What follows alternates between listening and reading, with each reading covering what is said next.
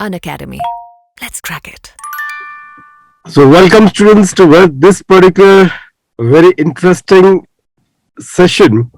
I have with me here the two AIRs of July 2021 attempt. ये दोनों students new course के हैं. So, with me here is Rohit Chipper.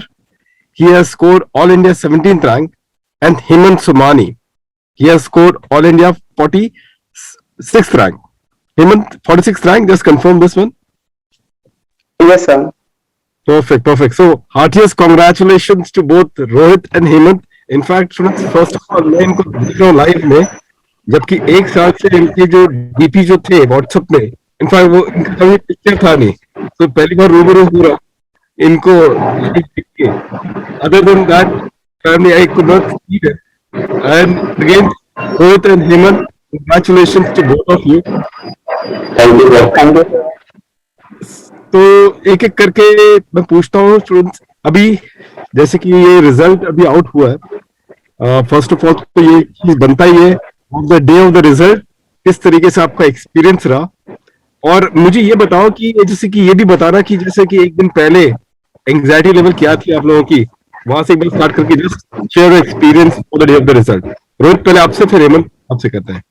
So on the result day, ICI has released a notification that the result will be out in the evening, but we all expected that the result will be disclosed in the afternoon, as in previous two attempts ICI has disclosed the result in afternoon. So I was at the home and I was just scrolling on the WhatsApp. Then I got the notification that the result is declared, and I had just checked the result. So first the site was not working, and when the site worked and the result came, I saw the marks, and marks were the 569. And my mother was with me, so I told her, and the pass marks that I have seen, so that was very great feeling. And then I checked for the rank, and when I checked the rank, then I got the All India rank 17, and I told my mother, and she was very happy. I see the joy in his eyes, and that was a great moment. She started calling all the relatives, and I'm also receiving lots of calls from my friends. And then that day I have received lots of calls, and I have said so many times thank you everyone. And yeah, that was a great day and the best moment of my life. That's true. Hemant आपका बताओ कैसा रहा experience? Yes, sir, it's natural to little bit anxious. Means मुझे बस सुबह से लगा था डर, तो सर लगता ही है, ये तो होता है, ये नेचुरल होता है. So I decided to sleep. Means I knew the result will come in evening. So I decided to sleep approx on 12 p.m. तो जैसे ही मेरी एक बार हल्की सी आँख खुली तो मेरे फ्रेंड का मैसेज आया था, मेरे पास रिजल्ट डिक्लेयर्ड, रिजल्ट आउट. तो मुझे अंदर से तो पता था कि पास तो शायद हो ही जाएंगे, पास में तो कोई इश्यू था ही नहीं. तो मैंने डायरेक्टली में मेरिट की वेबसाइट पे गया और डायरेक्ट मैंने वहाँ पे मेरिट चेक करी. मेरा ऐसा था कि अगर मेरिट नहीं है तो वापस हो जाऊंगा मैं. तो मैं मेरिट की वेबसाइट पे जाकर उससे पहले मेरिट चेक करी.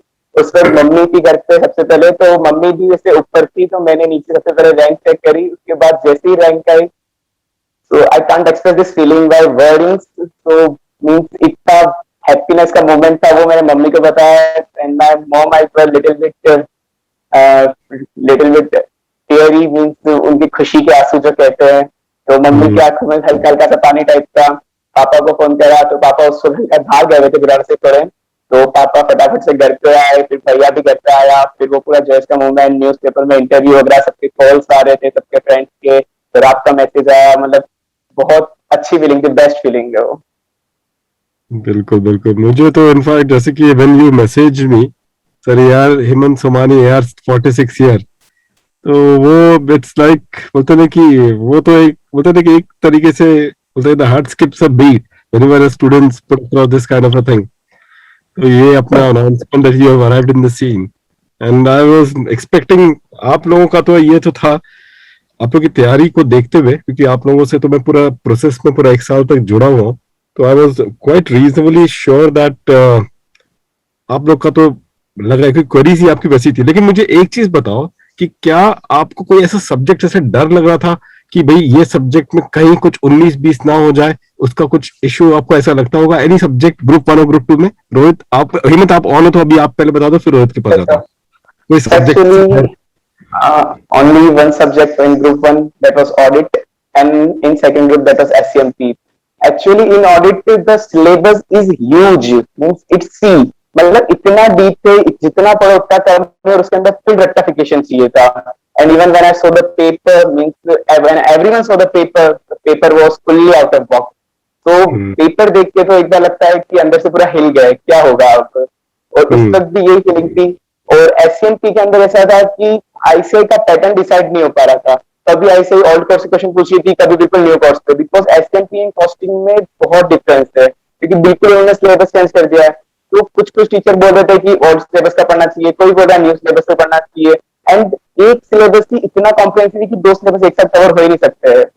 तो उनको कवर करने में तो बस दो सब्जेक्ट के अंदर थोड़ा रहता.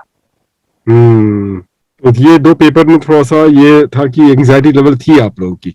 मुझे एक्चुअली सरप्राइज हुआ हेमंत कि आप एक्चुअली जब बोल रहे थे कि मैं चलो सोच रहा हूँ कि मैं सो जाऊं, ये मुझे लगा कि आप देखिए रिजल्ट अभी आउट हो रहा है, लेकिन आदमी में वो भी एक होना चाहिए कि आप सो नहीं कि वो सोच भी सकते हो.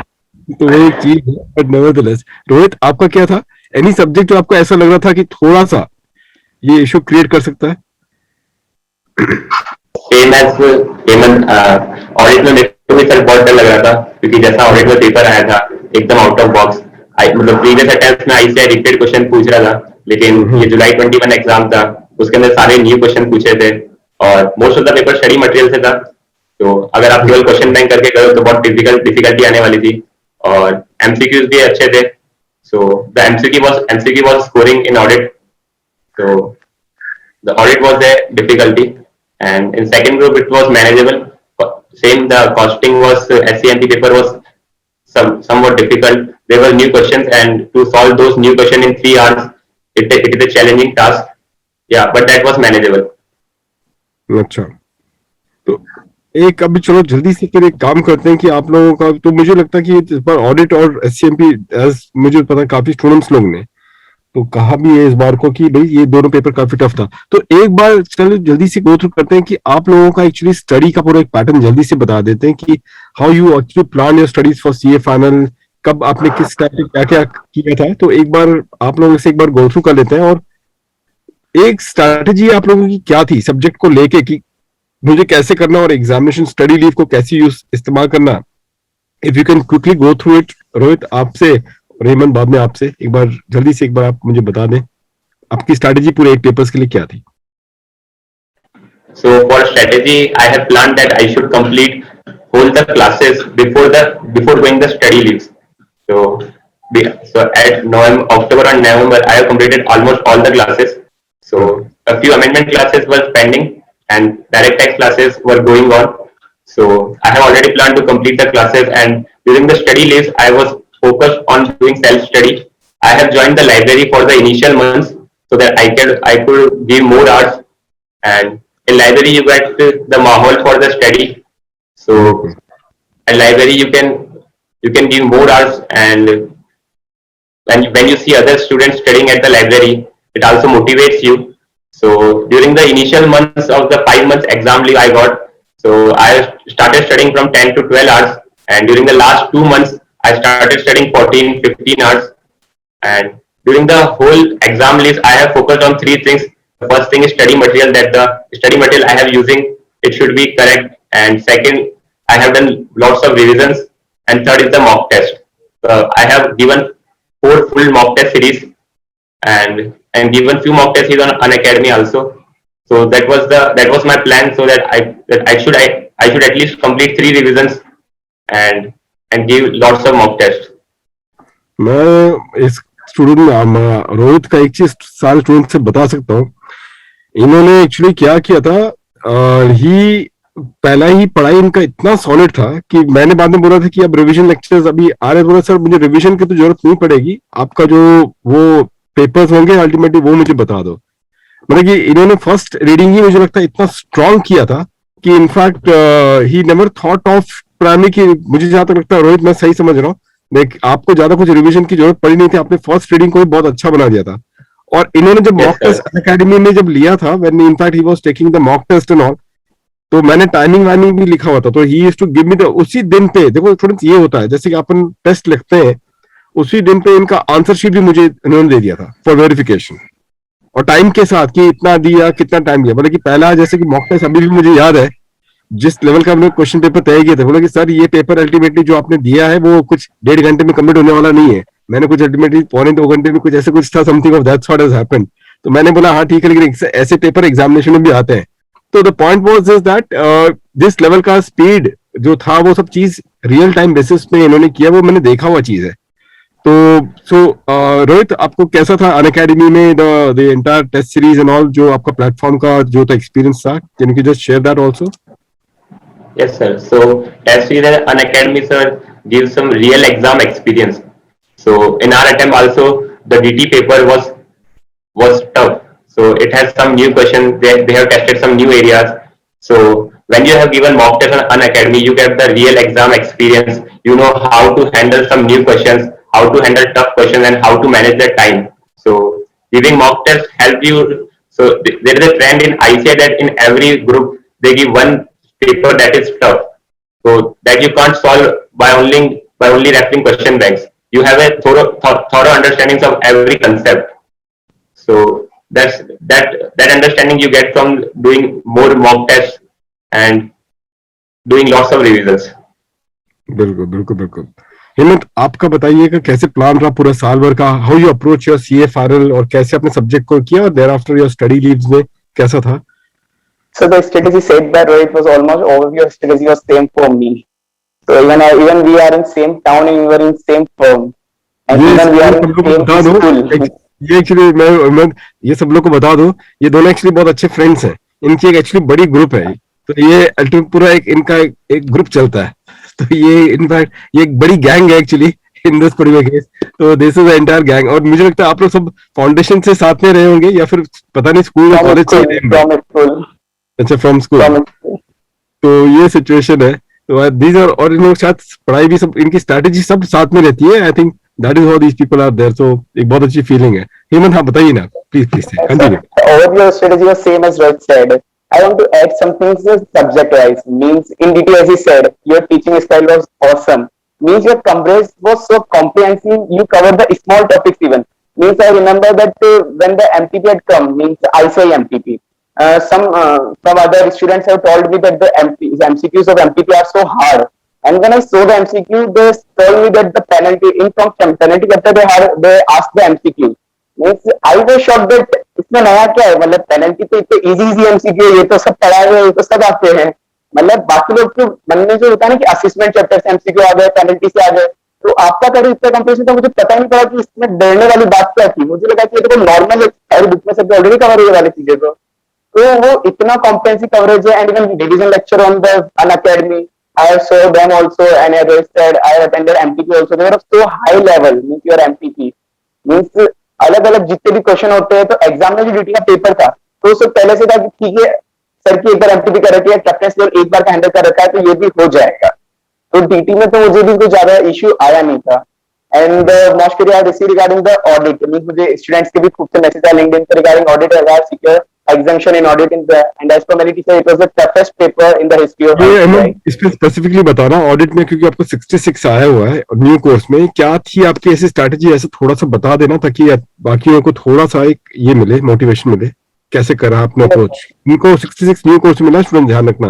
तो ये मतलब कि एक चीज में मुझे लगता है कि अभी तो मैंने देखा नहीं है, ऑल इंडिया 1 का भी शायद मुझे लगता नहीं 66 शायद आया होगा। तो possibly finger cross, best paper award के चांसेस ज्यादा है। लेट्स सी, वो तो 1 साल के बाद आपको पता चलेगा। maybe आपकी strategy actually in audit people lacks understanding. Means people आजकल गलत डायरेक्शन में जा रहे हैं। जहां जाते आजकल जिस सब्जेक्ट में ऐसे ने MCQ इंट्रोड्यूस कर दिए, उस सब्जेक्ट में आपको ABC एनालिसिस भूल जाना चाहिए। ABC एनालिसिस एग्जिस्ट ही नहीं करता, ये मान लो। बिकॉज आजकल सब लोग टीचर जो भी यूट्यूब पे या फिर ऑडिट वगैरह समझते हैं, सबने डाला का है कि ABC एनालिसिस, C कैटेगरी को इग्नोर कर दो, B को भी इग्नोर कर दो, केवल AA पे ध्यान रखो, आप इतना स्कोर कर लोगे, इतना कर लोगे। सब लोगों का आजकल ट्रेंड बन गया है। मतलब इस तरह से हवा बन गई, जैसे रोहित ने कहा था क्वेश्चन बैंक है, फिर क्वेश्चन बैंक करके जाते आ रहे लोग। तो ओनली क्वेश्चन बैंक से नहीं हो सकता, बिकॉज सब लोग आजकल ये ट्रेंड में है कि केवल क्वेश्चन बैंक करके चले जाएंगे, हमारे मार्क्स सिक्योर हो जाएंगे, क्वेश्चन बैंक करेंगे हमको एग्जामिशन आ जाएगी, वट आ जाएगा। But it is wrong. Means in current scenario, ABC analysis is not as the earlier interpretation. Currently we can say ABC analysis A आपको खून के अंदर डालनी है चीज रट के, B आपको अच्छे से याद करनी है, C आपको अंडरस्टैंडिंग और एमसीक्यू पर्पस के लिए आपको रखना है. आप ऐसा नहीं कर सकते कि C को बिल्कुल इग्नोर कर दो. तो अब लोगों ने ऑडिट के अंदर ये करा था कि सिर्फ क्वेश्चन बैंक करके चले गए. क्वेश्चन बैंक से वो एक्सपेक्ट करते थे सारे के सारे ICI past examination question repeat करते जाएगा.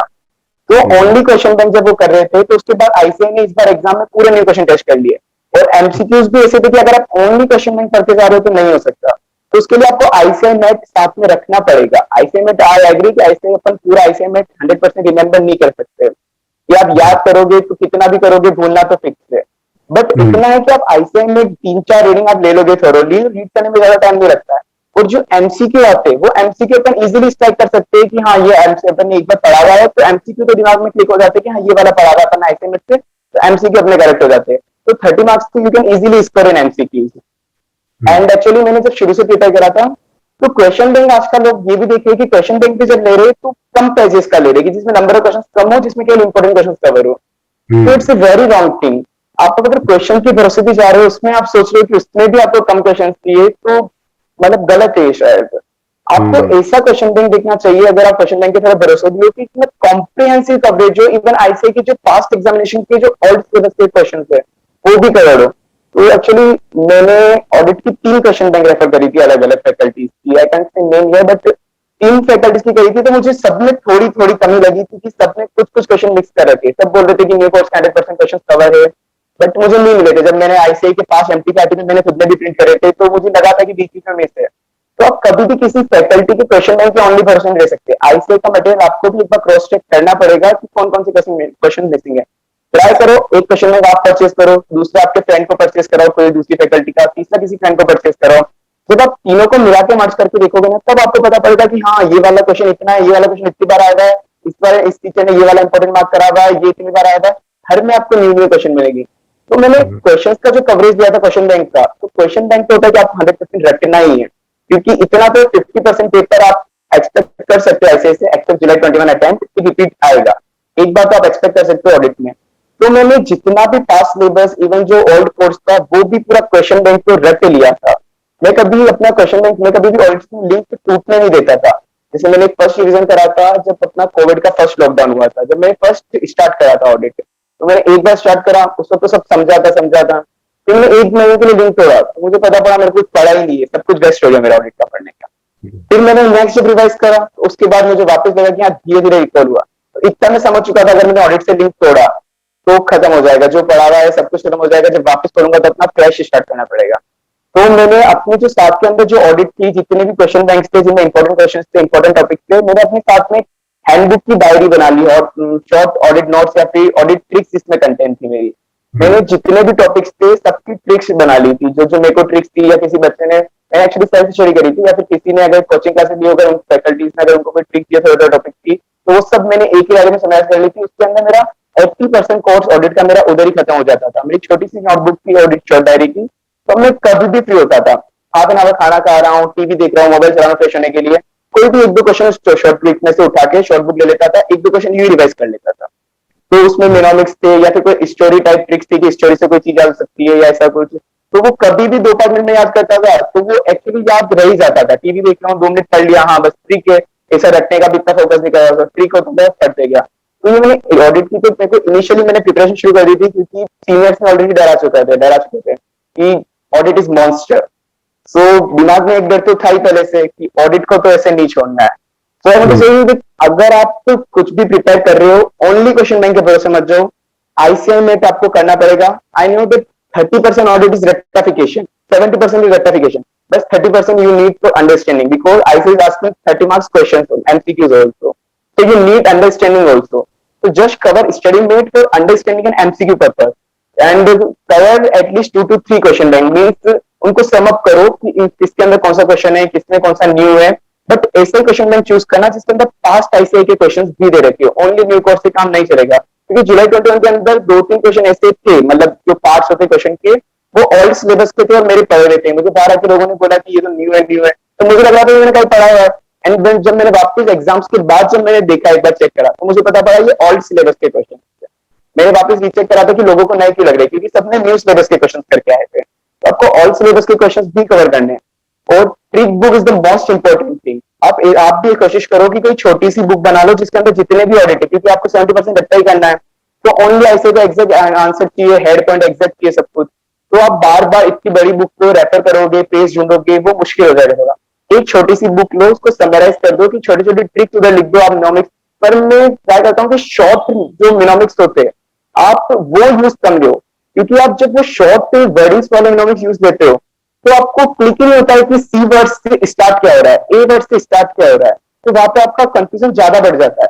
आप ट्राई करो कि ऐसी ट्रिक बनाओ जिसके अंदर कोई स्टोरी कवर हो या फिर एक शॉर्ट सेंटेंस कवर हो। हर एक पांच पॉइंट में से एक एक वर्ड उठा लो, मेन वर्ड, उसकी एक सेंटेंस बना दो या फिर उसकी एक स्टोरी बना दो। फिर वो जो आपको 2-3 बार में रीड कर लिया ना, तो वो ऑटोमेटिक दिमाग में क्लिक हो जाएगा। मैंने जैसे मिनोमिक्स शुरू करे थे स्टार्टिंग में कि शॉर्ट वर्डिंग्स की ट्रिक बनाने के लिए, तो मैंने जैसे ए बी सी ऐसा कुछ लिखा, तो मुझे याद नहीं आ रहा ए का मतलब क्या है, बी का मतलब क्या है। तो ऑडिट इतना बड़ा है कि आप नॉमिक्स को यूज नहीं कर सकते, आपको ट्रिक्स थोड़ी बदलनी पड़ेगी उसके अंदर टाइम। और एक बार आप शुरू करो तो डिस्कनेक्ट मत होना कभी भी ऑडिट से, वरना आपको हमेशा न्यू जगह से स्टार्ट करना पड़ेगा। एक बस मुझे ये, लेकिन है तो आते क्वेश्चन तो केस स्टडी बेस्ड आते होंगे ना, तो उसमें आप ऐसे वो जो एमसीक्यू आप बोलते निमोनिक्स बाहर करना है उसको, तो कैसे पता चलेगा कि कौन से केस स्टडी में क्या चिपकाना है? केस स्टडी Actually, कैसे if we होगी? talk about if we talk about the MCQs, then MCQs are really MCQs are good from the ICI.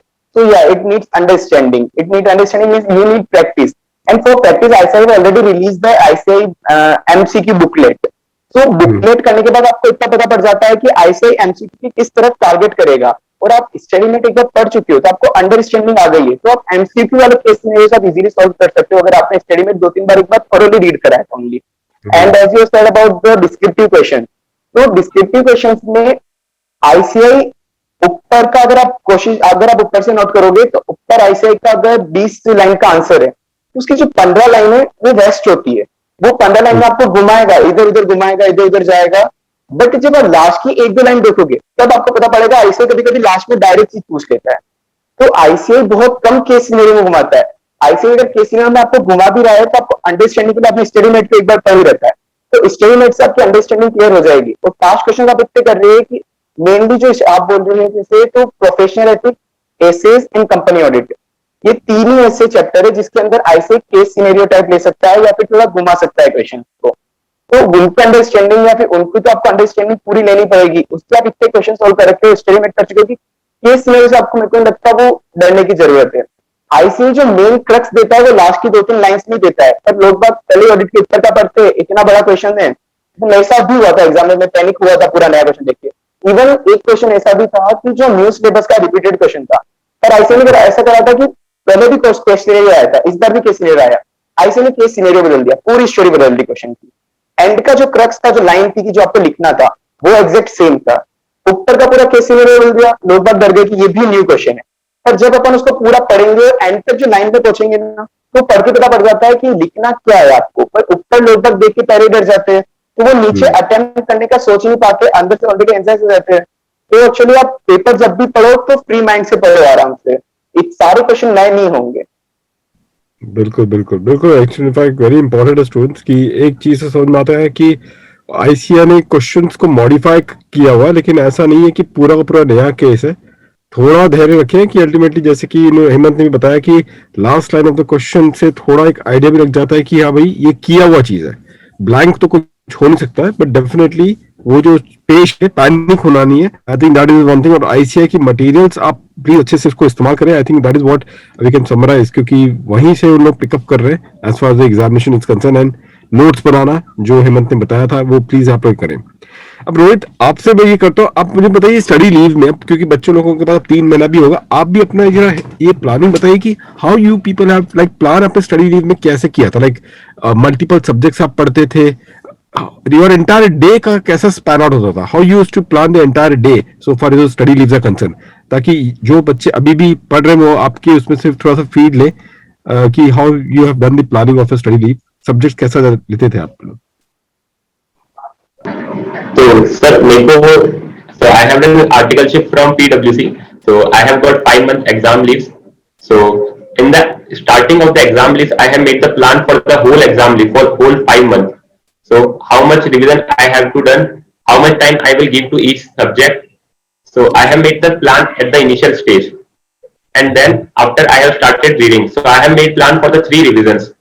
So when I started the first reading, then I usually do one subject at a time, and I found the audit is a bit difficult subject. So I used to study audit every day for 1 hour or 2 hours, and for the rest of the day I used to study only one subject. So this strategy helps me a lot to grip over a tough subject and do the revision regularly. So initially I started 10 to 12 hours, and I have joined the library so that I got the proper proper mahal of the study, and I can give more hours to the studies. ये बहुत in fact important था। In fact Rohit ने अच्छा चीज बताई है।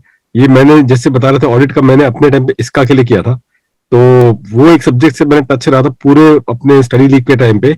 And I think that is the case to students correct निकलता है ना, तो ध्यान रखना कि जो डिफिकल्ट सब्जेक्ट हो या डिफिकल्ट टॉपिक हो, एज द केस में भी, जैसे कि ऐसे हो सकता है कि एक पूरा सब्जेक्ट हो, लेकिन कुछ लोगों के लिए हो सकता है कुछ टॉपिक काफी डिफिकल्ट है हर एक सब्जेक्ट के, तो either the entire subject as a whole और topics of every subject you can just consolidate them. और जैसे कि स्ट्रैटेजी है, be in touch with that, ताकि क्या हो जाता है कि उसमें अगर गैप अगर हो जाए ना, उसमें अगर गैप हो जाता है तो बहुत बड़ी दिक्कत आ जाती है। I think that is a summarisation which I can have it from this one.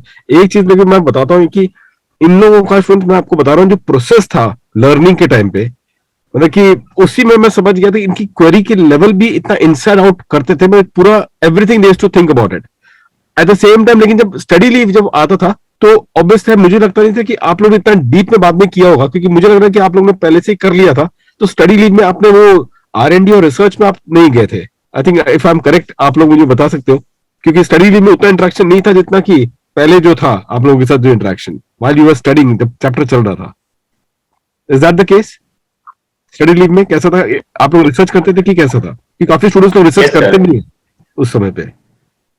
हाँ सर, तो सर जब हम लोग पहली बार जब DT पढ़ते थे या कोई सब्जेक्ट पढ़ते थे, तो उसको होल हार्टेडली पढ़ते थे, मतलब उसमें कंप्लीट कवरेज रखते थे और ट्राई करते थे कि जितनी भी क्वेरीज आ रही है वो अभी सॉल्व हो जाए, क्योंकि स्टडी लीव में किसी के पास भी टाइम नहीं मिलता है।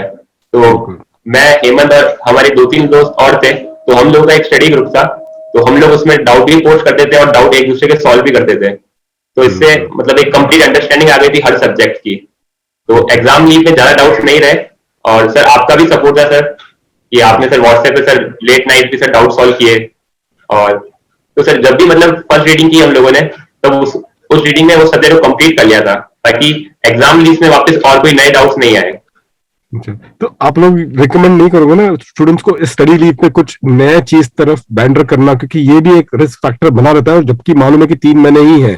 तो क्या अभी जितना हो गया है, मैं वही समझता हूँ कि स्टूडेंट आप भी अगर मुझे बता दो कि जितना हो गया है और जिस किताब से भी आपने किया, आपको उसमें फेथ रख के अल्टीमेटली अब आगे बढ़ना होगा। आई think that is the approach जो कि आप रिकमेंड करोगे इस समय पे, क्योंकि अभी क्या है, कुछ स्टूडेंट्स लोग जो क्वालिफाई नहीं कर पाए, उनमें थोड़ा सा आता है, सेल्फ डाउट आ जाता है कि कुछ ऐसे नया करें। तो Hemant, what you suggest to the students की कुछ? I don't recommend to change book at the last time. Means आपने जो एक बार पढ़ चुका है, आप अगर उसको अभी लास्ट आपका 2-3 मंथ बचे, अगर आप उसको चेंज करने जाओगे तो वो भी भूल जाओगे। इसका साइंटिफिक रीजन भी है। जैसे DT में मैंने आपकी बुक पढ़ी थी, अगर मैं कोई दूसरी बुक उठाता हूँ तो एक बार पिक्चोरिकल मैप या फिर मेरे को पता है वर्डिंग इधर ये है, पूरा वो दिमाग में छप जाता है एक तरीके से। तो आप एंड टाइम पे अगर कोई अपनी बुक चेंज कर रहे हो, तो आपको उसके अंडरलाइन मार्किंग करना, क्वेश्चन सेलेक्ट करना, आपको ग्रैप करना कि किस जगह क्या लिखा हुआ है, उसकी जो पिक्चर्स होती है वो दिमाग में वापस छापना, वो सब बहुत मुश्किल हो जाता है। तो एंड टाइम पे I don't suggest to change the book. हर बुक के अंदर कुछ कुछ कमी होती है, पर ऐसा नहीं है कि आप पूरी कमी को लेकर आप उससे पास नहीं हो सकते, अच्छा मार्क्स क्यों नहीं कर सकते। ठीक है, 1-2 मार्क्स 2-5 मार्क्स आप कर सकते हैं, पर आप अभी आपके पास बुक चेंज करने का बिल्कुल टाइम नहीं है। जिस बुक से आपने पढ़ा है उसी बुक पे स्टिक रहिए। आपको कुछ एडिशनल पढ़ना है तो यूट्यूब पे किसी अच्छे फैकल्टीज के रिवीजन लेक्चर्स आप देख सकते हैं, जिससे अगर आपको कुछ न्यू टॉपिक मिले छोटा सा, तो हल्का सा उसको न्यू वापस रिटर्न कर लीजिए, पर ये नहीं कि आप पूरी की पूरी बुक ही चेंज कर दे। तो I suggest you to do the same book which have you referred earlier. तो ये सिचुएशन है, I think make lot of sense, यही है। I think I will also go with that friends. अभी क्योंकि 3 महीना भी है, भले थोड़ा एक्सटेंशन हुआ डेट्स, लेकिन आई विल नॉट सजेस्ट कि भाई एक्सटेंशन होने पे आप ऐसा कि कुछ रीडू कर लो। ठीक है, अगर क्लियर नहीं कर पा रहे हो, जैसे कि हेमंत ने भी कहा है कि आप थोड़ा सा उसको मॉडिफाई कर ले कि किस तरीके से अल्टीमेटली आप इसको करेंगे, but I think you should overall you can stick to the task. Rohit, अगर इसमें आपके प्रैक्टिकल सब्जेक्ट्स में अप्रोच क्या था, लाइक आपने कैसे किया था, और पेपर कंप्लीट करने का तरीका, अगर क्योंकि कुछ पेपर्स काफी कुछ लेंदी आ रहा है, मैं एक चीज देख रहा हूँ कि स्टूडेंट्स का जनरल अटेम्प्ट 80 मार्क्स का होते जा रहा है। आप लोगों के साथ ये ऐसी दिक्कत हुई थी पेपर को लेके, ये एक है क्योंकि ये मैं ट्रेंड देख रहा हूँ काफी स्टूडेंट्स, क्योंकि अपने इन पे तो काफी स्टूडेंट्स रहते ही हैं, तो 80 मार्क्स का एक एवरेज अटेम्प्ट मैंने देखने को मिल रहा है। आप लोगों के साथ ऐसा हुआ था, और अगर नहीं हुआ था तो फिर ऐसा क्या किया कि प्राइमरी आप लोग मैक्सिमम स्कोर कर पाए? दोनों से मैं पूछूंगा क्वेश्चन, पहले रोहित आप बोल देना, फिर हेमंत आपसे भी ये क्वेश्चन सेम रहेगा, क्योंकि ये जनरल यूनिवर्सल अल्टीमेटली क्या है, ये दिक्कत जाती है, पेपर कंप्लीशन नहीं हो पा रहा है। तो प्लीज आप बताएं, प्रैक्टिकल्स का भी बताना कि कैसे किया, और प्लस थियरी, क्योंकि आई थिंक एससीएमपी आप लोग के लिए कुछ लेंदी था, जो भी लेंदी पेपर होगा आप उस हिसाब से अपना अप्रोच बता दे कि क्या था आपका। यस सर, तो सर सबसे बड़ा पेपर आता है एफआर का। हर अटेम्प्ट में मतलब देखते हैं कि एफआर का पेपर बहुत बड़ा होता है, क्योंकि उसमें प्रेजेंटेशन बहुत ज्यादा होते हैं, उसमें हर चीज के लिए टेबल बनानी पड़ती है, हर चीज के लिए बैलेंस शीट और ये बनानी पड़ती है। एफआर हो गया, और बाकी जो प्रैक्टिकल सब्जेक्ट्स है जैसे डीटीबी है, जैसे एससीएमटी है, तो उसके अंदर आपको ध्यान रखना चाहिए कि आप बाकी जो अननेसेसरी चीजें है जिसके मार्क्स अलॉटेड नहीं है, जैसे कि कोई बैलेंस शीट से आप बैलेंस शीट की लाइनों के लिए स्केल से लाइन खींच रहे हो, या आप कुछ अननेसेसरी चीजें कर रहे हो जिसके मार्क्स नहीं है, तो वो सब आप अवॉइड करोगे तो आपका टाइम बचेगा। और अपनी स्पीड इंप्रूव करने के लिए आपको मॉक टेस्ट देने चाहिए। मॉक टेस्ट से आपको प्रेशर हैंडल करना भी आ जाता है, और कोई एग्जाम में कोई न्यू क्वेश्चन आया तो उसको कैसे टैकल करना है वो भी आ जाता है। तो टाइम मैनेजमेंट बहुत इंपॉर्टेंट है, तो टाइम मैनेजमेंट सब मॉक टेस्ट और इससे ही बिल्ड होता है। और प्रैक्टिकल सब्जेक्ट में स्टडी लीव्स के ड्यूरिंग अप्रोच ये होनी चाहिए कि आप क्वेश्चन को लिख लिख के सॉल्व करो। आप जितना लिख लिख के सॉल्व करोगे उतनी आपकी स्पीड भी बढ़ेगी और आपकी उतनी एक्यूरेसी भी बढ़ेगी। अगर आप केवल प्रैक्टिकल में केवल ऑडिट कर रहे हो उन क्वेश्चंस की, तो आप ऑडिट तो कर लोगे, लेकिन जब आप एग्जाम में जाओगे, क्वेश्चन आएगा, तो आपको याद नहीं आएगा कि इस क्वेश्चन को स्टार्ट कैसे करना है। तो जितना आप लिख के प्रैक्टिस करोगे, जितना आप मॉक टेस्ट दोगे, जितनी बार आप रिवाइज करोगे, उतना आपको बेनिफिट मिलेगा एग्जाम में, और उससे आपकी स्पीड भी इंप्रूव होगी।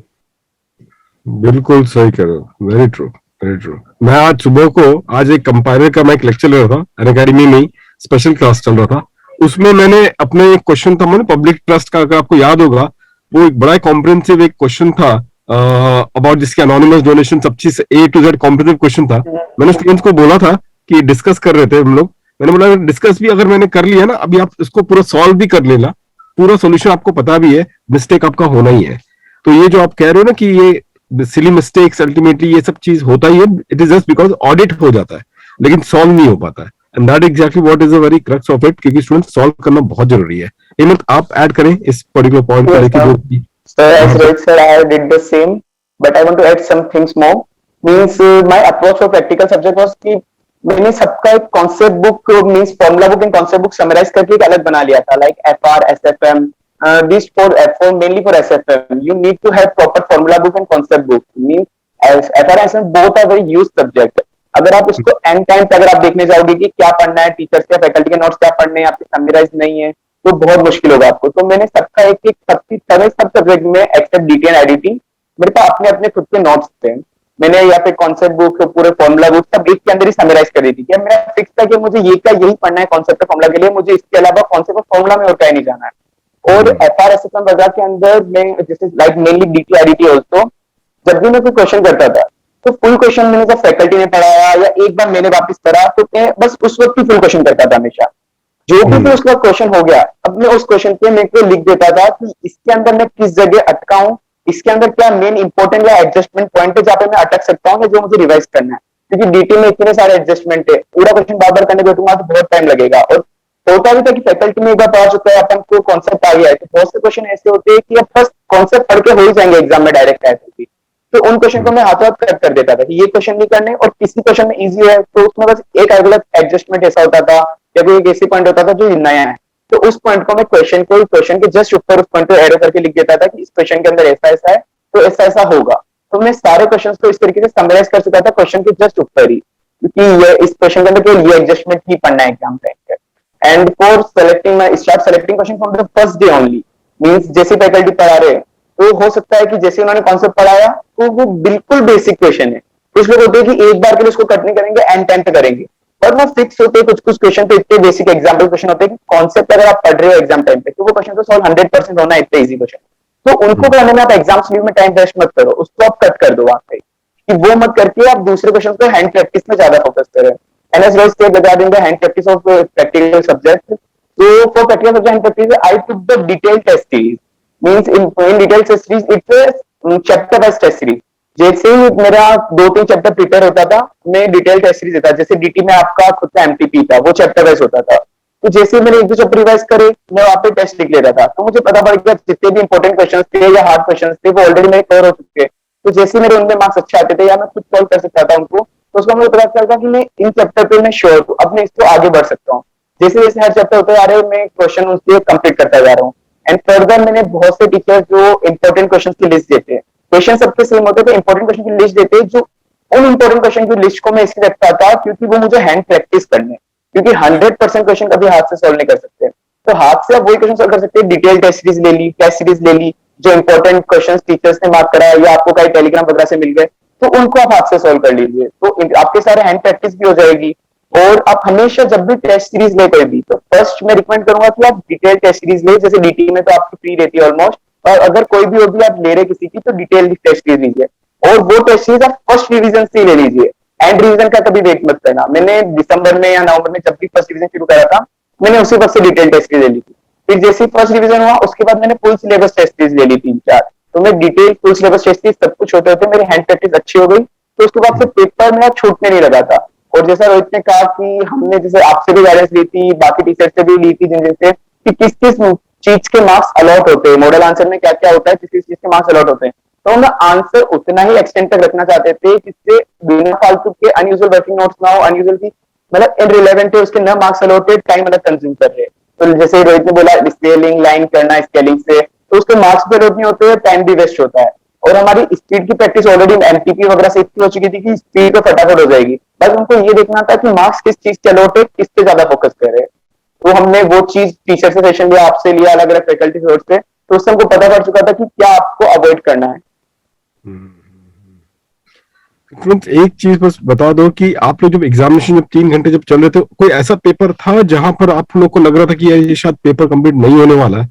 और अगर ऐसा लगा तो आपने क्या स्ट्रैटेजी तभी अपनाई थी उस मिडवे? क्योंकि बहुत इंपॉर्टेंट है कि 3 घंटे के बीच में बीचों बीच अगर कुछ चीजें ऐसे अब खतरे की घंटी बजती है, तो उस समय पे आपने अपना अप्रोच क्या किया? क्योंकि यहाँ पे पैनिक आता है और ये 3 घंटे वाला सिचुएशन बहुत क्रिटिकल हो जाता है, क्योंकि यहीं पे बच्चे पैनिक करना स्टार्ट करते हैं और या ये इतना क्रिटिकल एरिया हो जाता है कि यहीं पे students I think they give it up. तो आप लोग के साथ अगर हुआ हो कुछ ऐसे 8 पेपर का एक्सपीरियंस बताएं, और आपने उस समय पे क्या कॉल लिया होगा, अगर अगर हुआ है तो रोहित आपके साथ अगर कुछ ऐसे हादसे हुए हैं उस 8 पेपर में कोई paper? So the very first paper of the financial reporting was a bit lengthy paper. So when I have started, so I have decided the strategy to do the questions which have multiple subparts first, because they are scoring and they get done very quickly. So I have started with the question which have multiple subparts, and then I have moved to big questions. So the big question, when I moved, it takes a lots of time. It started taking lots of time. So when I have seen my watch, then I realized that I have only 2 hours left and there is 4 question remaining. So at that stage I have planned to 4 question means how much? कितना बैठा रहेगा? 80 mark? Yes sir. Yes. Okay. So for the 80 marks I have only 2 hours left, so I can give only half an hour to one question. So I have that time I have decided to write only those relevant things which might be in the suggested answer, and on the basis of which the examiner will allot the marks. So at that time I started writing very fast, and I have written only the relevant things which might have marks in the marking scheme, on the basis of which the examiner will allot marks. So based on that mindset, I have started attempting the paper and have completed the paper within the time limit, and I have completed 100 marks paper in reporting. कितना आपको marks आया FR में? So I scored 86 marks. 86 marks, very good.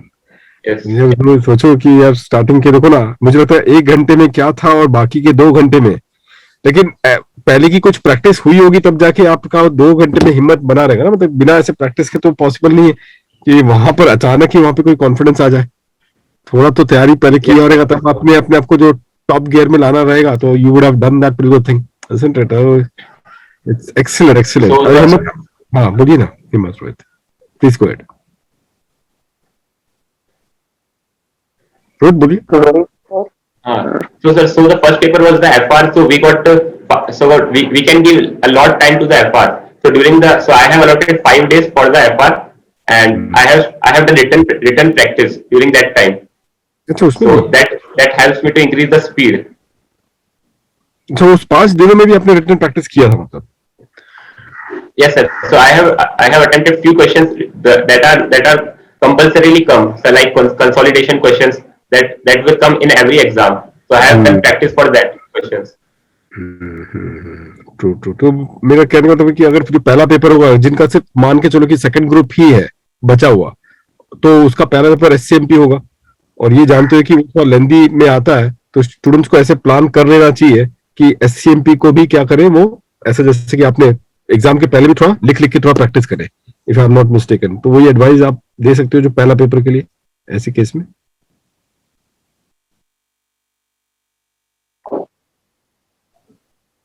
Hemant आप बताएं।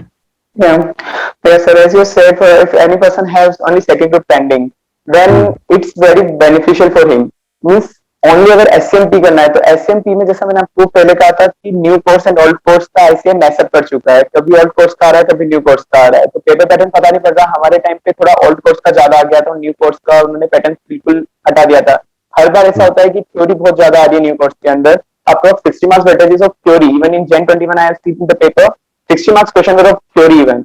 So we have prepared like we have to do rectification of theory. Means in audit, like audit, we have to do also rectification of theory or SMP also. So हम तो उस तरह से prepare करके गए थे। तो हमको मिला था ओनली 1.5 days। तो उस वक्त हमको पता था कि हम ऑल्ट सिलेबस के क्वेश्चन कवर अप नहीं कर सकते, तो हमने ओनली न्यू सिलेबस पे ध्यान दिया था। बट एज यू सेड कि किसी पर्सन का ओनली सेकंड ग्रुप पेंडिंग है, तो उस बंदे को सेकंड ग्रुप फर्स्ट उसको न्यू कोर्स के साथ ऑल सिलेबस के क्वेश्चंस भी कवर करने चाहिए, क्योंकि याद रखना मुश्किल नहीं होता है, उनको सॉल्व करना मुश्किल होता है। कंपैरेटिवली उनको सॉल्व करना मुश्किल रहेगा। तो जब आपके पास ऑलरेडी इतना टाइम है, as well said about FR के अंदर आप जितना टाइम देना चाहते हो दे सकते हो, स्टार्टिंग के अंदर 5 to 6 days, 7 to 8 days, even 10 days। So you have enough time to practice solve the question by practice, even by handwritten practice। तो एसएमपी में आपको थ्योरी भी रखनी है, न्यू कोर्स के क्वेश्चन भी करने, ओल्ड कोर्स के क्वेश्चन भी करने। And if you are giving both group, then I don't recommend you to do the all syllabus question also. But if you are giving only single group like second group, then I recommend you to do the all syllabus so that your risk will be hedged. Like our July 21 attempt where I say ask the many all syllabus pattern questions. So if you are giving only second group, you can easily hedge the risk. तो जो आप बोल रहे हो old में, मतलब old में क्या होगा, कॉस्टिंग ही होगा एक, वही एक फर्क। But only for I am saying only about SCMP as it is first paper. As it first paper, so you get the many timings, enough time to prepare it and do it by handwritten practice.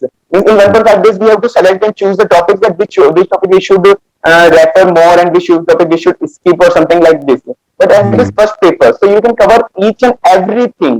Like it's not like that if you are reading something in something 4 to 5 times already, then if you are reading it again just 5 days before exam, then it's definitely that you can remember it for 5 days. So you can cover each and everything as if you are giving only second group as it is first paper. But for DT, I don't think there is any change of all syllabus, new syllabus. As if you are taking classes of any faculty like you even, then you are already covered the all syllabus questions which are important. So you don't need to go around all syllabus like this for separately. You can cover any good teacher compiler like yours or any other faculty. तो students एक चीज है कि जैसे कि मैं एक चीज थोड़ा क्लैरिफिकेशन आप लोग को दे दूं, हेमंत ने ये चीज बोला है कि अगर आप न्यू कोर्स दे रहे हो तो ओल्ड का भी टाइम अगर आपके पास होगा तो आप कॉस्टिंग का देख लीजिएगा, क्योंकि लगभग सेम होता है, कुछ चीज नए हो जाती जो कि आपको न्यू कोर्स में आएगा। लेकिन मैं रिकमेंड वाइस वर्सा के लिए नहीं करूंगा, मतलब कि जो ओल्ड कोर्स पे दे रहे बच्चे वो न्यू का ना देख ले, नहीं तो वो थोड़ा सा, क्योंकि शायद लगता है कि वो टॉपिक सब कुछ नए होंगे, तो आप न्यू वाले ओल्ड का देख लें, जैसे कि वो उन्होंने बोला था कि कॉस्टिंग के लिए स्पेसिफिकली कि कुछ कंसेप्ट वहां से पिकअप करते हैं वो चीजों को, लेकिन जो ओल्ड वाले हैं वो ओल्ड में ही प्रैक्टिस करें, वो न्यू का उसको स्वैप में न करें, नहीं तो क्या हो जाएगा, काफी मिक्सिंग हो जाएगी। So that is one of the risk, वो चीज आप लोग ध्यान रखना। नाउ स्टूडेंट्स, अच्छा अभी ये मुझे बता दी, कुछ आप लोग का पूरे शेड्यूल में कुछ ऐसा था कि आप लोग कुछ खेलते वेलते भी थे, मतलब कि पूरा पढ़ाई पढ़ाई पढ़ाई था फॉर दैट स्टडी लीव के टाइम पे? कुछ टाइम निकाला आप लोगों ने अपने लिए, कुछ आउटिंग या कुछ चिल आउट करे? पूरी गैंग ही थी आप लोगों की तो।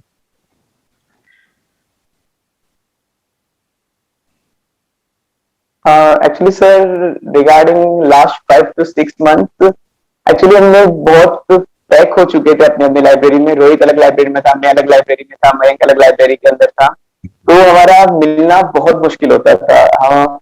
Even we used to meet only we needs any notes from each other और any book that we should share, तो just for this we purpose we only meet each other. Means हम मिलना जुलना तो बहुत कम हो चुका था, या फिर कोई स्पेसिफिक कभी कभी कोई पार्टी है किसी फ्रेंड का है तो हम उधर मिल रहे थे। पर जैसा पहले होता था या अभी होता है कि रोज कभी शाम को मिल रहे हैं या कहीं घूमने जा रहे हैं, तो वो चीज तो बिल्कुल बंद कर दी थी, क्योंकि मेनली सोशल मीडिया से भी हम डिस्कनेक्ट हो चुके थे। Only we had connected from each other was from WhatsApp, and even we have disconnected from other group of WhatsApp, and we are connected only from the और one group, means that we have friends, and we have pin it to the top. Like मैंने तो उसको pin top कर दिया था कि top pin की ऊपर ही ऊपर वही ग्रुप आएगा मेरे व्हाट्सएप पे। मैं नीचे के मैसेजेस मोस्टली सीन भी नहीं करता था, मुझे केवल उस ग्रुप में देखना है कि उस ग्रुप में क्या शेयर कर रहा है, कोई क्या डाउट है, किसका कुछ स्ट्रेटेजी है, कोई नोट्स है, तो हम बस उससे ही कनेक्टेड होते थे। एंड हाँ, बस कभी कभी ऐसा लगता था कि दिन एग्जॉस्ट हो चुके हैं, तो मैं एक दिन का लीव ले लेता था, लाइक मोस्टली संडे। पर ये बहुत रेयरली होता था, मैंने लीव नहीं लिए मेनली, पर हाँ जनरल ले लेता। फिर उसके बाद इतना था कि इवनिंग के अंदर जब मैं बिल्कुल एडजस्ट हो चुका हूँ, तो after having dinner, I used to go to the small walk with my mother. तो बस 15 मिनट की कॉलोनी में मम्मी के साथ घूम के आ जाता था, तो थोड़ा बहुत माइंड फ्रेश हो जाता था, किससे बोलता था, तो फिर वापस आके घर पे लग जाता था। रोहित, आपका क्या था शेड्यूल, दिनचर्या कुछ? Yes, sir. So, whenever I feel exhausted, so I used to watch the Tarak Mehta Ka Ulta Chashma on YouTube. So that's a stress buster, and I also listen music. So YouTube helps a lot to regenerate energy, and that helps with the stress buster also. बिल्कुल बिल्कुल। एक situation जहां तक मुझे लगता है आप लोग का एक चीज तो मैं सीख ले लिया कि शुभम देखिए, जो स्टडी लीव में अब 3 महीने की जो छुट्टियां हैं आप लोगों की, तो ऐसा नहीं कि आपको अपने डेली टाइम टेबल में उसको बना के रखना है। I think what you people will be doing it कि जब स्ट्रेस में हो तब जाके आप लोग इस चीज को इस्तेमाल करते थे, अदरवाइज तो आप अपने पढ़ाई में लगे ही थे। ये थोड़ा ये सब एक्सेप्शनल केसेस, जब जब आपको ऐसा जरूरत महसूस होती थी तब जाके ये चीजें होती थी। तो ये उसका कोई दिनचर्या नहीं था कि ये चीज करना ही है, but what I can make it out if I am correct कि जब जरूरत महसूस होती थी तब जाके ये चीजें, दिस स्ट्रेस बस्टर ले लिया, थोड़ा सा रिफ्रेश हो गए ये चीज में। तो थोड़ा सा ये भी लाना होगा। In fact because I think other day when we are speaking with all India third rank से भी बात एक बार हो रही थी, तो उसने भी यही कुछ कहा था। सो उससे पूरे डिस्कनेक्ट ही हो गए थे, लाइक पूरे वर्ल्ड से, तो बाहर की दुनिया से डिस्कनेक्ट ही हो गए। तो भाई सब सेक्रीफाइस तो स्टूडेंट्स करना ही है, आपको क्लियर रखना पड़ेगा। जैसे कि हेमंत ने भी कहा था कि भाई we were targeted only selected WhatsApp group में, उन्होंने अपने आप को टारगेट कर दिया था, बस उसी में रहना है। बाकी पूरी दुनिया में चलता तो बस कंफ्यूजन ही क्रिएट होगा, एंड और आप इस टाइम पे कंफ्यूजन नहीं रख सकते। क्लियर रखें कि भाई करना क्या है, क्या करना है, और बस उसी के साथ जुड़े रहिए। तो अब तो I think we are towards the end of this thing, काफी अच्छा खासा टाइम हो गया। बस एक लास्ट बता दो, तो आपके फ्यूचर प्लान्स क्या क्या है, something of that sort, future plans. So, sir, I am considering of doing some further studies after this CA. So I have already registered for the CAT November attempt, and after that I will also want to pursue for the civil service exams or UPSC. So, but currently I am preparing for the CAT exams, and will later on decide what to do next. And everything depends on next upcoming campus and the CAT exams now. Good, okay, very good, good show. और हेमंत आपका? So as Rohit said, I have same idea, means I will sit on the UPSC exam next year, and अगर yes sir UPSC, अगर UPSC and अभी starting के 5 to 6 month भी मैं सोचा नहीं शायद जॉब ज्वाइन करूँ, क्योंकि अगर जॉब ज्वाइन क्लास हो सकता है कि मैं पढ़ाई से डिस्कनेक्ट हो जाऊँ। तो अभी तो ये है कि और कुछ जब तक यूपीएससी, क्योंकि हम नेक्स्ट ईयर में सीख कर सकते हैं, तो या तो अभी उसका नॉलेज गैदर करना शुरू हो जाऊं, या फिर any other thing like CFA, ACCA I can do it by giving a small bit time. तो UPSC if you have already मेरे टारगेट अगर सोचा है और इंक्लिनेशन है तो कर लो। इनफैक्ट अनअकैडमी में भी काफी आपको यूपीएससी के उसके मिल जाएंगे, तो you can definitely use Unacademy platform also for the UPSC preparation. Definitely मैं आप लोग अपने लिए कोई आखिरी कुछ संदेश देना चाहेंगे फॉर दो स्टूडेंट्स जो अभी देने वाले एस्पायरिंग चार्टर्ड अकाउंटेंट्स के लिए, कोई आपका ये हो to any message that you can give? Rohit आप और हेमंत बता दे कोई ऐसा message to the all aspiring So for those who have exams in December, they should take proper guidance, take proper planning, and they should do complete hard work. So if they follow these steps, they take proper guidance and they do hard work and they make the proper plan, they get the outstanding results. So if you don't plan, then your goal is just a wish. So if you want to achieve your goal, you have to plan well. So there is still 70 to 75 days left for the December exam. They can still plan accordingly and score good rank, and they can pass easily. बिल्कुल। और अगर जिनका रहेगा आगे का attempt, उनके लिए क्या रहेंगे जो अगले साल देते रहेंगे examination? For those who would be giving their examination next year, what would be your next year 22 या 23, क्या आप उनके लिए सजेस्ट करेंगे? Rohit, starting with you, then I'll go to Hemant. Yeah. So for those who have exams in next year, so they should first focus on completing their subjects. They should take proper understanding. They should do the subject first time wholeheartedly, not partially, and they should complete the whole subject, not left anything. They should take proper guidance, and now there are lots of mentorship program, and so proper guidance is a thing, and proper planning should also be there. Because if you're failing to plan, then you are planning to fail. So if you keep the proper planning to complete your course on time, you have proper plan for your exam leaves, for exam day strategy. So now everything was available on Unacademy and on YouTube. So if your exams are next year, then you should start preparing for all those things, and that will help you a lot in during your exam and score good marks and score a rank in CA final exams also. ये actually आपने mentorship का एक अच्छा बोला था। There is one program of Iconic जो कि हमने लॉन्च किया है इन अनअकैडमी। उसमें वो मेंटरशिप आपको दे दिया जाता है, where by you are being mentored across throughout your entire CA journey. बहुत ब्यूटीफुल है स्टूडेंट। बीच बीच में आपको गाइडेंस लगता है, कोई मेंटर लगता है, तो ये एक मेंटरशिप आइकॉनिक प्रोग्राम के साथ आता है। तो I think that really helps. और उसके फीडबैक जैसे कि आप खुद बता रहे हैं, उसकी फीडबैक बहुत फैंटास्टिक है। हेमंत आप बता दो व्हाट इज एक के लिए पहला जो जिनका दिसंबर में, और जनरली एक बार बता देना। Yeah, as we have said earlier also that don't change the book who have exam just after 2 to 3 months. Stick on the book and stick on the material and coaching classes which you have earlier referred. Because if you will change the same, you will get nothing other than the mental pressure. So for them, I just want to say you, just make the proper planning, timetable, proper schedule. And like most important thing you have to do is make a chapter wise time. Means how much time you have to give for the one day syllabus. Means I have also prepared the same, like I have to give 40 minutes for this chapter, 40 minutes for this chapter, and 50 minutes for this chapter likewise. So that you can get easily, like you don't need to worry about the one day revision. Means I have already completed one day revision just before the exam. Means मैंने exams के पहले भी मैंने एक बार one day revision करने की कोशिश कर ली थी, क्योंकि उस वक्त मैंने देख लिया था कि मुझे इतना टाइम इस चैप्टर को करने में लग रहा है। क्योंकि मेन जो मेंटल प्रेशर होता है वो यही होता है, सब लोग वन डे रिविजन कैसे होगा इतनी बड़ी सब्जेक्ट का। तो उसके लिए आपको ऑलरेडी प्रिपेयर होना पड़ेगा। आपका मटेरियल बिल्कुल होना चाहिए क्लियर कि इसी मटेरियल को रेफर करना है। और एग्जाम के टाइम पे ऐसा नहीं आपको कुछ नया दिख रहा है कि ये भी पढ़ लो, रहने दो, आगे एग्जाम में तो 5 मार्क्स कम आ जाएंगे, बाकी 95 तो अपने हाथ के अंदर है। तो हर चीज को वन डे रिविजन के लिए अच्छे से प्रॉपर प्लानिंग होनी चाहिए कि किस चैप्टर को कितने मार्क्स कितना टाइम अपन को अलॉट करना है। एंड ट्राई करना कि जो आपने प्लानिंग बनाई है वन डे रिविजन की, उसको आप एक बार पहले भी डमी देखिए, आप उससे एक बार ट्राई करें कि वो आपका वन डे रिविजन उससे हो रहा है नहीं हो रहा है, जैसा मैं एक बार कर चुका था। परफेक्ट। और जिनका अगले साल होगा एग्जामिनेशन, तो for them I think I want to suggest you to start from beginning itself. Like we started our coaching or for self study, like we earlier for the subject we did not take coaching from the 6th month of articleship. जैसे हमने articleship join करा था उसके 6th month से ही हमने coaching वगैरह शुरू कर दी थी। तो it benefits us a lot. Like coaching हमारा बहुत जल्दी हो चुका था. As Rohit said, we have completed coaching in October itself. तो एक बार जब कोचिंग हो जाता है तो अपन को रहता है कि अपना कंटेंट तो फिक्स है, किस फैकल्टी का है, जितनी भी R&D करना है, रिसर्च करना है, वो आप अक्टूबर तक, लाइक जिनके मे के एग्जाम है, आप अक्टूबर तक या उसके 6-7 महीने पहले तो करके रख लीजिए. So do you want to waste the time in of exams before do research that this material we should refer, this teacher we should refer. So start planning from beginning itself. And as I already told you, select the question from starting itself, like which question is important, which question we need to cut it down. Don't waste your time in doing the question which are silly question and which are no chances to come in exam. You can do it by just remember the concept. And like I want to share you one my story. Like I have prepared for the exam.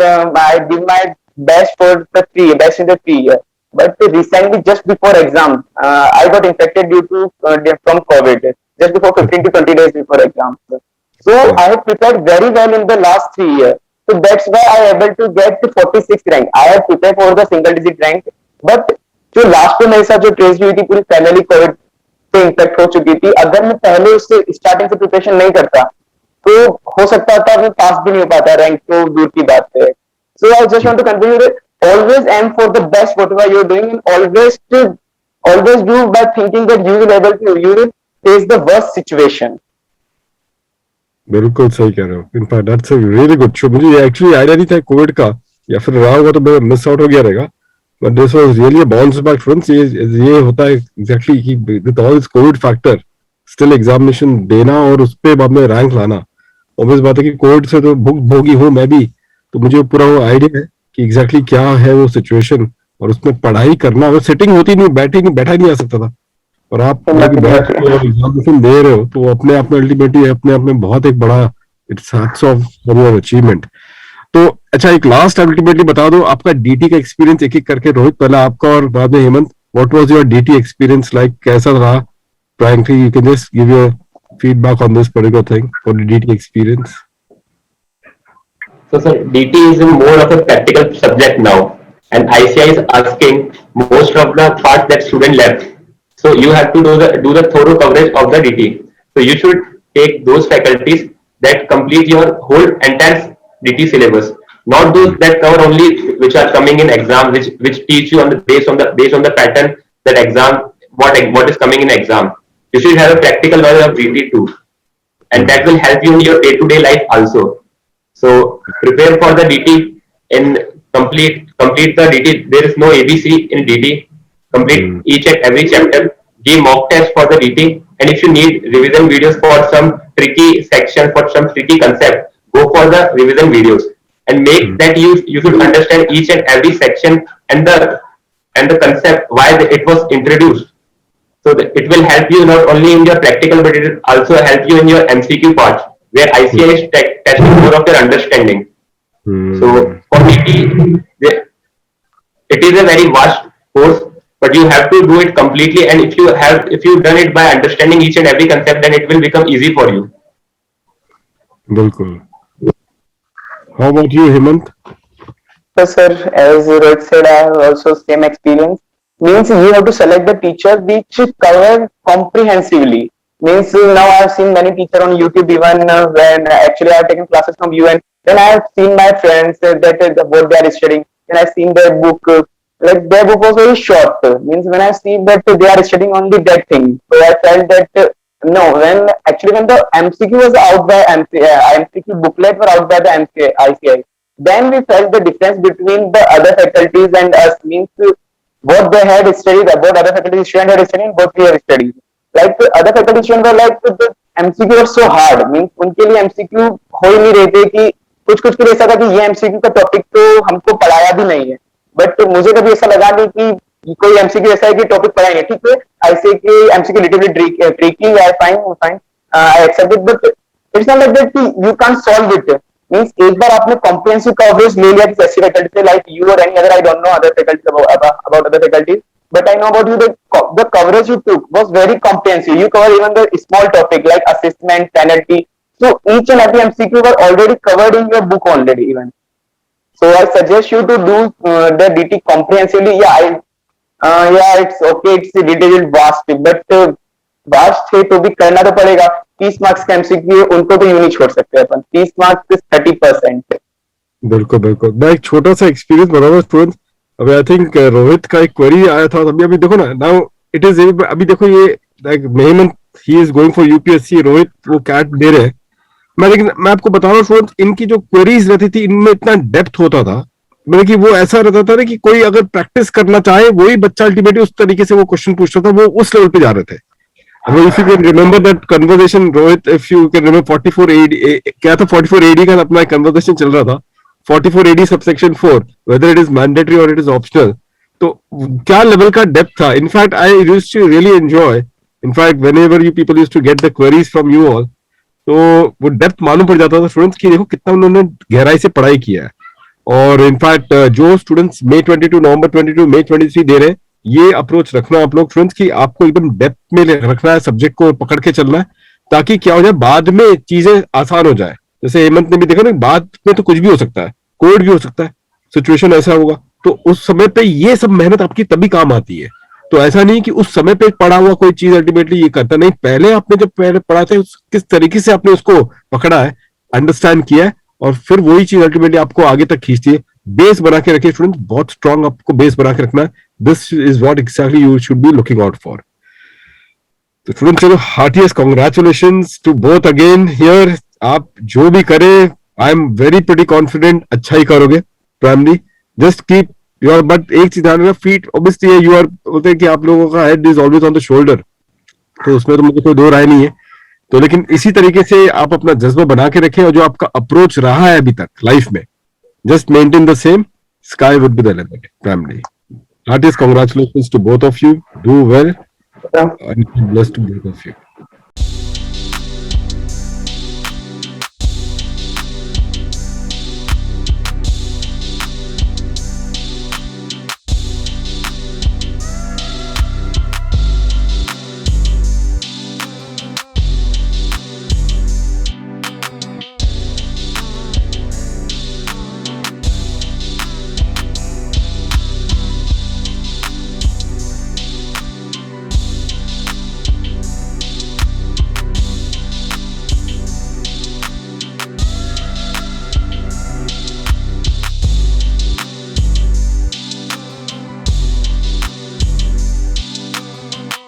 Let's crack it.